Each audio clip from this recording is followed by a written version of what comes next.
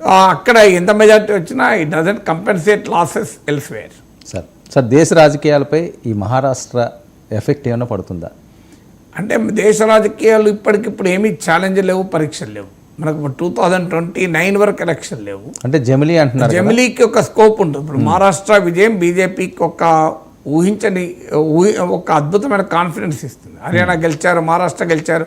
ఎందుకంటే 2024 లోక్సభ ఎన్నికల తర్వాత ఒక బలమైన నరేటివ్ క్రియేట్ అయింది, మోడీ పని అయిపోయింది అని. ఎందుకంటే మీకు 283 సీట్స్ 2014లో బీజేపీ గెలుచుకుంది, అది 303కి పెంచుకుంది 2019లో.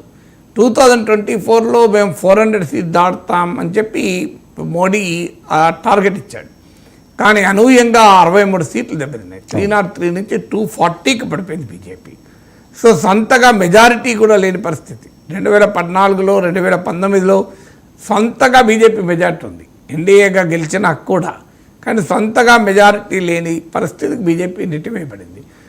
అందులో హిందీ హార్ట్లాండ్ స్టేట్స్ అయిన యూపీ, హర్యానా, రాజస్థాన్, ఈ north Indian states, Maharashtra, western India, ఈ స్టేట్లో ఓడిపోయింది. ఇప్పుడు మహారాష్ట్రలో 17 సీట్లకే పరిమితమైంది 48 సీట్స్లో. రాజస్థాన్లో 25 సీట్స్ ఉంటే కాంగ్రెస్ దాని మిత్రపక్షాలు 11 సీట్లు గెలుచుకున్నాయి. తర్వాత మీకు ఈవెన్ కర్ణాటకలో అంతకుముందు స్వీప్ అయిన స్టేట్లో కూడా కాంగ్రెస్కు భారీగా ఈల్డ్ కావాల్సి వచ్చింది. హర్యానాలో 2014, 2019లో 10 గెలుచుకున్నారు, అక్కడ సగం ఓడిపోయారు. మీకు ఇక్కడ ఉత్తరప్రదేశ్లో 62 సీట్స్ గెలుచుకున్నారు అంతకుముందు ఈటీలో. ఇప్పుడు బాగా దెబ్బతిన్నారు లోక్సభ ఎలక్షన్స్లో. దీనివల్ల మోడీ మ్యాజిక్ అయిపోయింది, Modi is on the way out అనేటువంటి ఒక నరేటివ్ బిల్డ్ చేయగలిగారు. సో ఆ నరేటివ్ని ఇప్పుడు మా హర్యానా ఎన్నికలు పంక్చర్ చేశాయి. అందులో హర్యానా చిన్న స్టేటు, అక్కడున్న ప్రత్యేక పరిస్థితుల్లో ఎవరైనా అనొచ్చు. అందువల్ల మహారాష్ట్ర రిజల్ట్తో ఖచ్చితంగా మోడీ, బీజేపీ కాన్ఫిడెన్స్ లెవెల్స్ చాలా బలంగా బూస్ట్ అవుతాయి. సో ప్రజల్లో కూడా మోడీ, బీజేపీని ఓడించడం అంత సులభం కాదు.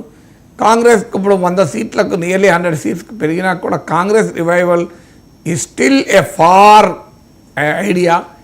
ఇక యునైటెడ్గా ఇండియా కూటమి ఎమర్జ్ అయ్యాక వచ్చిన వాతావరణం, ఇవన్నీ కూడా క్వశ్చనబుల్గా మారుతాయి. అయితే దేశ రాజకీయాలు చాలా డైనమిక్గా ఉంటాయి.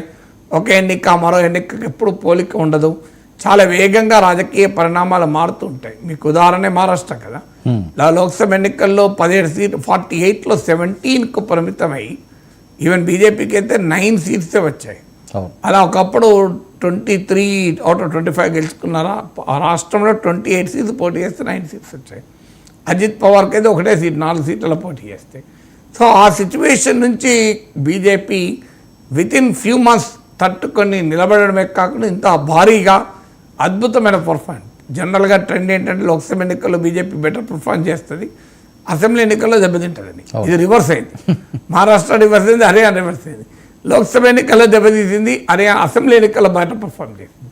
అందువల్ల బీజేపీ చుట్టూ ఉన్న నరేటివ్స్, మోడీ బలం అయిపోయింది, హిందుత్వ ప్రభావం తగ్గిపోయింది, ఇండియా కూటమి చాలా బలపడింది, కాంగ్రెస్ రివైవ్ అయింది. లోక్సభ ఎలక్షన్లో బీజేపీ ఓట్లు వచ్చిన అసెంబ్లీ ఎలక్షన్లకు రావు. బీజేపీ డివిసివ్ ప్రచారం, మా హిందూ ముస్లిం ప్రచారం ఇదివరకులాగా పనిచేయదు. మండల్ ప్రభావము వల్ల బీజేపీ ఇబ్బంది పడుతుంది. ఇవన్నీ నరేటివ్స్ బిల్డ్ అయ్యాయి లోక్సభ ఎలక్షన్ రిజల్ట్స్తో. మహారాష్ట్ర రిజల్ట్స్, అంతకుముందు హర్యానా రిజల్ట్స్తో ఈ నరేటివ్స్ను బీజేపీ తిప్పికొట్టడానికి మాత్రం అవకాశం ఏర్పడింది. సార్ పవన్ కళ్యాణ్ పేరు చాలా ఎక్కువగా వినిపించడం, ఈయన వెళ్ళి అక్కడ ప్రచారం చేయడం, ఈయన ప్రచారం చేసిన